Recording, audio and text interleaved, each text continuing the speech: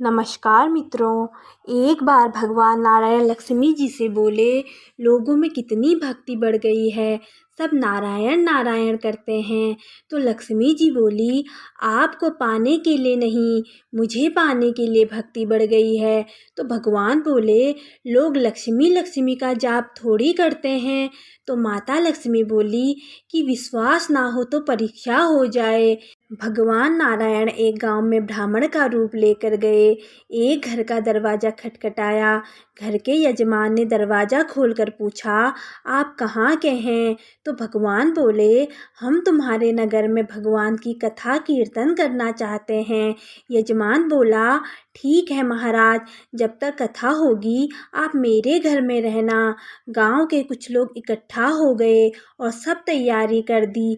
पहले कुछ लोग आए। अब भगवान स्वयं कथा कर रहे थे तो संगत बढ़ी। दूसरे और तीसरे दिन और भी भीड़ हो गई। भगवान खुश हो गए कि कितनी भक्ति है लोगों में। लक्ष्मी माता ने सोचा, अब देखा जाए कि क्या चल रहा है।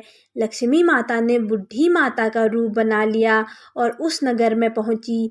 एक महिला ताला बंद करके कथा में जा रही थी कि माता उसके द्वार पर पहुंची। बोली, बेटी जरा पानी पिला दे। तो वो महिला बोली, माताजी 3:30 बजे हैं, मेरे को प्रवचन में जाना है। लक्ष्मी माता बोली, पिला दे बेटी थोड़ा पानी, बहुत प्यास लगी है। तो वह महिला लोटा भरकर पानी ले आई। माता ने पानी पिया और लोटा वापस लौटाया तो वह सोने का हो गया था। यह देखकर महिला अचंभित हो गई कि लोटा तो दिया स्टील का था और वापस लिया तो वह सोने का कैसे हो गया। कैसी चमत्कारिक माताजी है। अब तो वह महिला हाथ जोड़कर कहने लगी कि माताजी, आपको भूख भी लगी होगी, खाना खा लीजिए। यह सोचा कि खाना खाएगी तो थाली, कटोरी, चम्मच, गिलास आदि भी सोने के हो जाएंगे। माता लक्ष्मी बोली, तुम जाओ बेटी, तुम्हारा प्रवचन का टाइम हो गया। वह महिला प्रवचन में आई तो सही, लेकिन आसपास की महिलाओं को सारी बात बताई। अब महिलाएं यह बात सुनकर चालू सत्संग में से उठकर चली गई। अगले दिन कथा में लोगों की संख्या कम हो गई। तो भगवान ने पूछा कि लोगों की संख्या कम कैसे हो गई। किसी ने कहा, एक चमत्कारिक माताजी नगर में आई हैं, जिसके घर में दूध पीती हैं तो गिलास सोने का हो जाता है, थाली में रोटी सब्जी खाती है तो थाली सोने की हो जाती है। उसके कारण लोग प्रवचन में नहीं आते। भगवान नारायण समझ गए कि लक्ष्मी जी का आगमन हो चुका है। इतनी बात सुनते ही देखा कि यजमान सेठ जो थे वो भी खड़े हो गए और वहाँ से चले गए। वह माता लक्ष्मी के पास गए और बोले, माता, मैं तो भगवान की कथा का आयोजन कर रहा था और आपने मेरे घर को ही छोड़ दिया।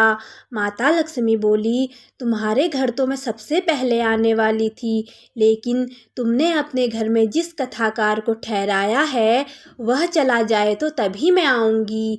सेठ जी बोले, बस इतनी सी बात, अभी उनको धर्मशाला में कमरा दिलवा देता हूँ।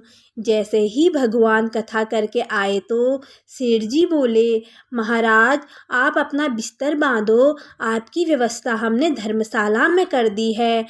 तब भगवान बोले, अभी तो 2-3 दिन बचे हैं कथा के, यहीं रहने दो। सेठ बोले, नहीं नहीं, जल्दी जाओ, मैं कुछ नहीं सुनने वाला, किसी और मेहमान को ठहराना है। इतने में लक्ष्मी जी आई और कहा कि सेठ जी, आप थोड़ा बाहर जाओ, मैं इनसे बात कर लूँ। माता लक्ष्मी जी भगवान से बोली, प्रभु, अब तो मान गए।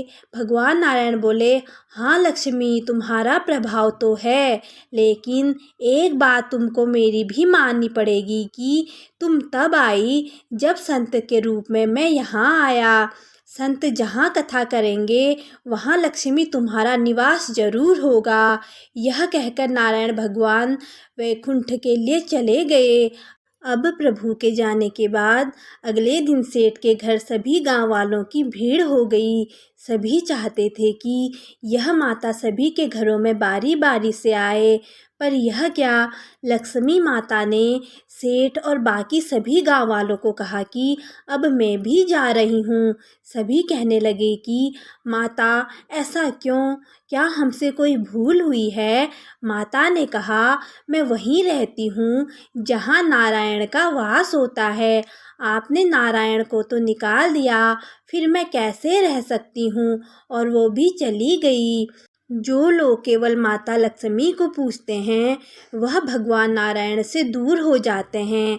अगर हम नारायण की पूजा करें तो लक्ष्मी जी तो वैसे ही आ जाएंगी, क्योंकि वह नारायण के बिना रह ही नहीं सकती। जहाँ परमात्मा की याद है वहीं लक्ष्मी जी का निवास होता है। केवल लक्ष्मी के पीछे भागने वालों को न माया मिलती है ना ही राम। जय श्री राधे कृष्णा। दोस्तों, कथा कैसी लगी? अगर अच्छी लगी तो चैनल को लाइक, शेयर और सब्सक्राइब कर दीजिए। धन्यवाद।